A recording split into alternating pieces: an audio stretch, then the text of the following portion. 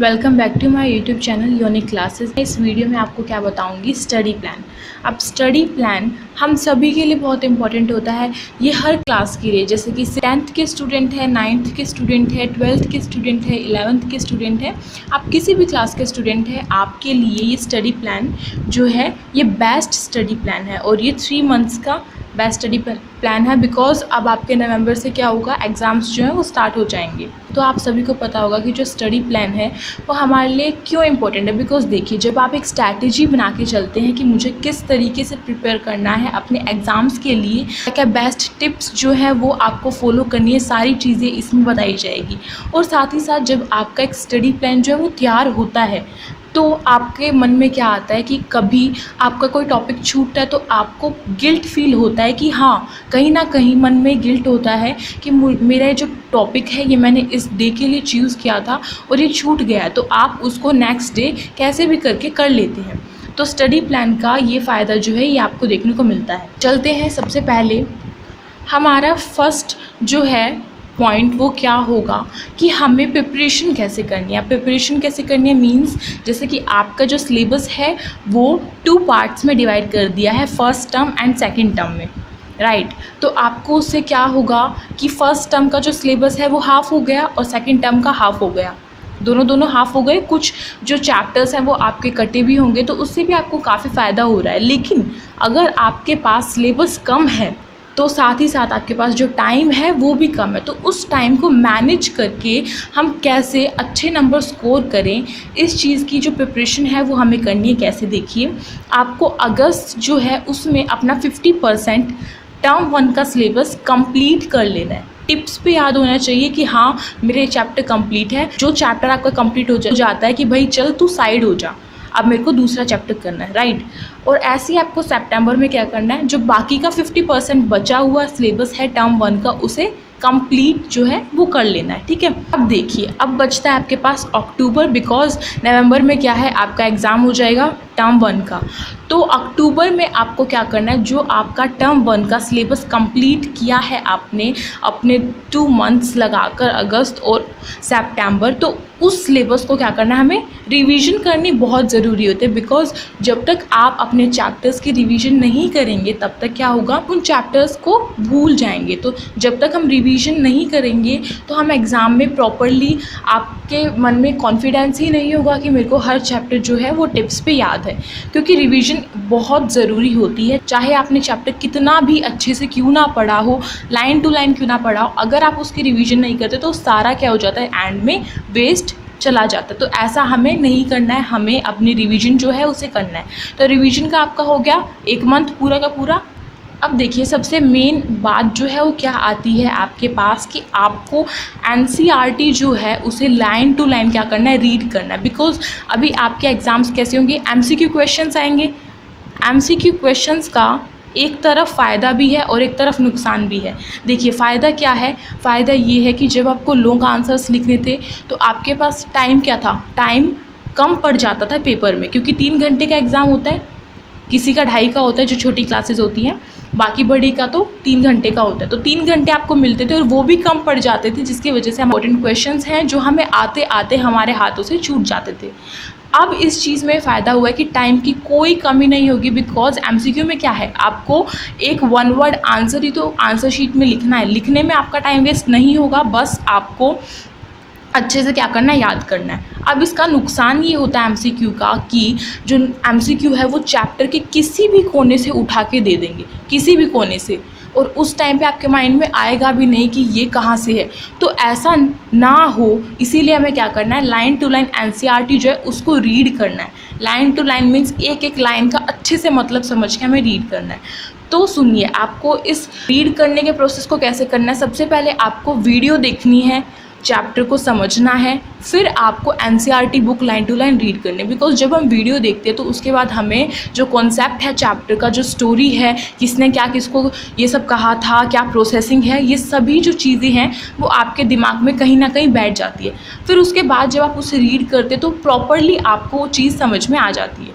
वरना अगर आप पहले रीड करेंगे, पहले रीड करने से क्या होगा, आपके दिमाग से उड़ता चला जाएगा, आपको कुछ समझ में ही नहीं आएगा। इसीलिए आपको पहले वीडियो देखनी है, फिर आपको रीड करना है, और रीड करने के बाद क्या करना है, रीड करने के बाद आपको MCQ वीडियो देखनी है। बात आ जाती है आपकी लर्न MCQ।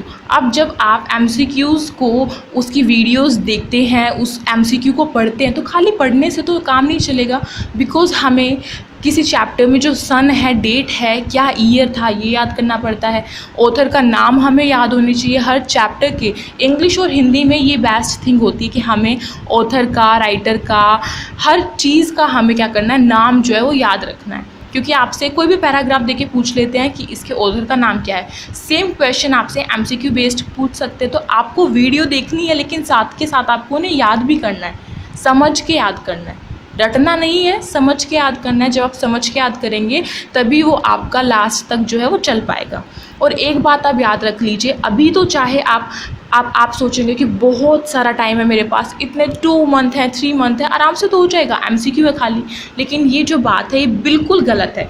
ये जो बात काफ़ी स्टूडेंट्स, हर एक स्टूडेंट सोचता है, कहीं ना कहीं उसके मन में आ जाता है। बिकॉज हमारे पास 2 थिंग्स होते हैं, एक पॉजिटिव और एक नेगेटिव। जो पॉजिटिविटी होती है वो हमें सिर्फ एक बार रोकेगी कि नहीं ये नहीं करना, लेकिन नेगेटिविटी क्या करेगी, तुम चला लेना फ़ोन थोड़ी देर के लिए, क्या जाता है, कल कर लेंगे याद, आज कौन सा बहुत सारा टाइम पड़ा, अभी क्या हो गया।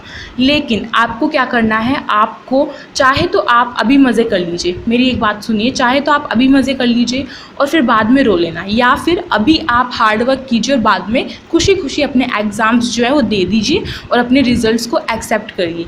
तो आपकी चॉइस है कि आपको क्या चूज़ करना है, मज़े या फिर हार्ड वर्क, क्योंकि एक तो आपको चूज़ करना ही पड़ेगा। और वैसे भी अभी आप 2 महीने पढ़ लेंगे तो आपके एग्ज़ाम होने के बाद, जब आपका जो सेमेस्टर्स हैं आपके पास दोनों के एग्ज़ाम हो जाएंगे, तो आप मज़े से अपना खेल सकते हैं, कूद सकते हैं, फ़ोन चला सकते हैं, जितना मर्जी चाहो उतना फ़ोन चला सकते हो। लेकिन अभी आपको उन्हें क्या करना है, इस अपने टाइम को, जो आपको टाइम मिला है उसे यूटिलाइज़ करना ही पड़ेगा। अब हमारी बात आती है यहाँ पे कि जो MCQ वीडियोज़ आप देख रहे हैं, तो उसमें आपको क्या करना है, आपको आंसर जो है वो अटैम्प्ट करने हैं। अब अटैम्प्ट कैसे करने हैं, आप वीडियो देखते हैं यूट्यूब से, तो उसमें कमेंट बॉक्स का ऑप्शन होता है, आप कमेंट कर सकते हो। तो आप क्या करेंगे, आपने जैसे कि फर्स्ट क्वेश्चन रीड किया, वीडियो से रीड करने के बाद उसके ऑप्शंस भी रीड कर लिए, उसके बाद आपको क्या करना है, आपको आंसर नहीं देखना है, वीडियो को कीजिए पॉज और फिर जाके कमेंट में बताइए कि इसका आंसर ये, अपने माइंड से बिल्कुल ट्रूली बताना है, ऑनेस्टली बताना है आपको।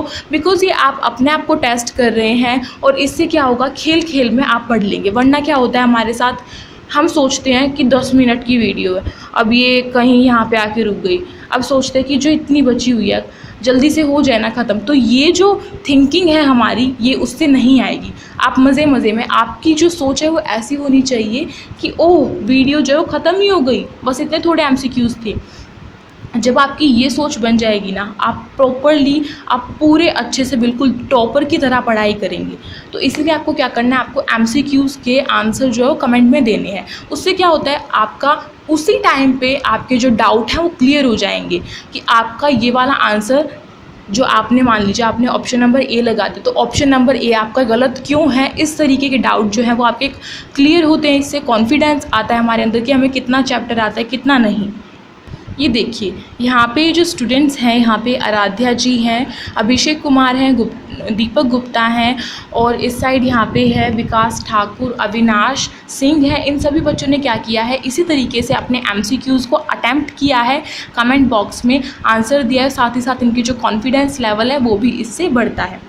तो चलते हैं अपने नेक्स्ट टिप पर। अब यहाँ पे देखिए, सबसे जो आपको ध्यान रखना है क्या है, पीरियोडिक। आपके स्कूल में पीरियोडिक्स होते हैं, यूनिट टेस्ट जिसको हम बोलते हैं, UT बोलते हैं, उनको हमें इग्नोर बिल्कुल भी नहीं करना है। बिकॉज 10 नंबर टीचर के हाथ में। 10 नंबर कैसे, आप सोच रहे होंगे 20 मार्क्स होते हैं, 10 नंबर टर्म 1 के और 10 नंबर टर्म 2 के, तो इनको ऐड करके आपके 20 बन जाते हैं। तो 20 नंबर जो है वो टीचर के हाथ में है। अब टीचर आपको ऐसे फ्री में तो नहीं देगा, वो कब देगा, जब आपके अंदर उसको काबिलियत दिखेगी, हाँ कि आप कर सकते हैं।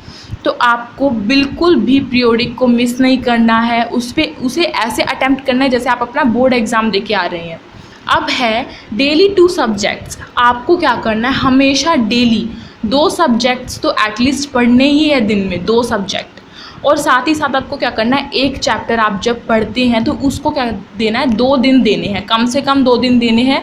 ज़्यादा आप अपनी मर्ज़ी से दे सकते हैं जितना आपको कंफर्टेबल होगा। तो 2 दिन में आप चाहे उसको 1 घंटा पढ़ें या आप 2 घंटा पढ़ें, लेकिन 2 दिन आपको देने ही देने हैं उस चैप्टर को कंप्लीट करने के लिए। और डेली 2 सब्जेक्ट्स आपको करने हैं, तभी आपके जो सारे सब्जेक्ट्स हैं वो कंप्लीट हो पाएंगे इन 3 मंथ्स में। हमें क्या करना है, हमें प्री बोर्ड को, बच्चे क्या करते हैं कि प्री बोर्ड है कोई बात नहीं, प्री बोर्ड में मेरा सिलेबस कंप्लीट नहीं हो कोई बात नहीं, मैं छोड़ देता हूँ। प्री बोर्ड को ऐसे ही कर लेते हैं जैसे आम टेस्ट देते हैं हम घर पे 10-20 नंबर्स के, ऐसे करके आप स्कूल में जाएंगे और आपका कुछ सिलेबस कंप्लीट हुआ है 50% नहीं हुआ है, तो आप उसको क्या करेंगे, कोई बात नहीं, प्री बोर्ड ही तो है, बोर्ड में मेहनत कर लूँगा, बोर्ड में अपना सिलेबस जो है कंप्लीट कर लूँगा।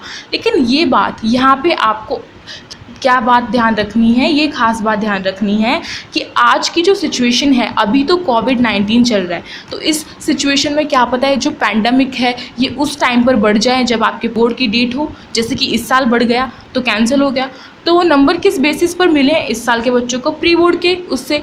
तो इसीलिए फिर जो बच्चे मेहनत कर सकते थे बोर्ड में, उनका क्या होगा, लॉस हो गया उनका। तो इसीलिए आपको जो प्री बोर्ड है उन्हें बिल्कुल भी लाइटली नहीं लेना है।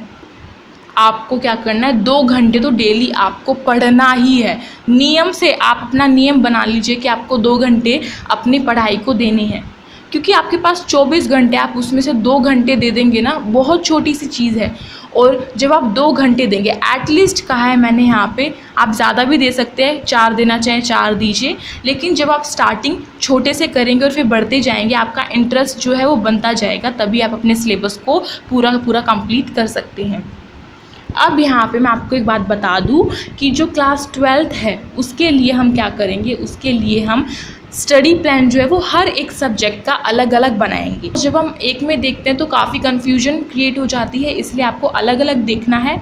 और ये स्पेशली किसके लिए होगा, क्लास 12th के लिए। अब आपको एक बात मैं यहाँ पे बता दूँ, ये छोटी सी बात आप सुन लीजिए। आपको क्या करना है, आपको रात को सोते वक्त आपको क्या करना है, आंखें बंद करके कुछ चीज़ सोचनी है। कुछ चीज़ जैसे ये बात सोचनी है कि आज मैंने अपने पूरे दिन में मैंने क्या क्या किया, कितना मैंने पढ़ा, अपने टाइम को कितना मैंने यूटिलाइज़ किया, क्या चीज़ मैंने छोड़ दी आज, और जो चीज़ मेरे से छूटी है वो मेरे को कल क्या करना है, उसे पूरा कंप्लीट करना है। सुबह उठते ही सबसे पहले मुझे वही काम करना है, वही कंप्लीट करना है। उसके बाद ही मैं अपना नेक्स्ट जो स्टडी प्लान मैंने बनाया है, नेक्स्ट जो रूटीन है उसे कंटिन्यू करूँगा या करूँगी।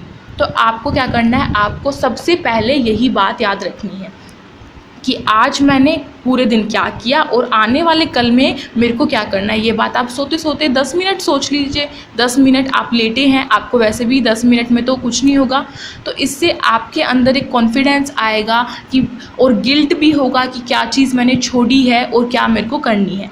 आई होप आपको ये वीडियो अच्छी लगी होगी। अगर आपको ये वीडियो अच्छी लगी हो तो प्लीज़ इसे लाइक कर दीजिएगा, अपनी फ्रेंड्स में शेयर कर दीजिएगा, और अगर आप चैनल पर नए हैं तो इसे सब्सक्राइब करना मत भूलिएगा, और जो साइड में बेल आइकन है उसे प्रेस कर दीजिएगा। और अगर आपने अभी तक हमारे इंस्टा आईडी चेक नहीं की है तो आप जाके चेक कर सकते हैं, वो यूनिक क्लासेस के नाम से है। और टेलीग्राम ग्रुप जो है वो भी हमारा यूनिक क्लासेस के नाम से है, तो आप उसे भी ज्वाइन कर सकते हैं। Thank you for watching. मिलते हैं अपनी नेक्स्ट वीडियो में, तब तक के लिए टेक केयर, गुड बाय।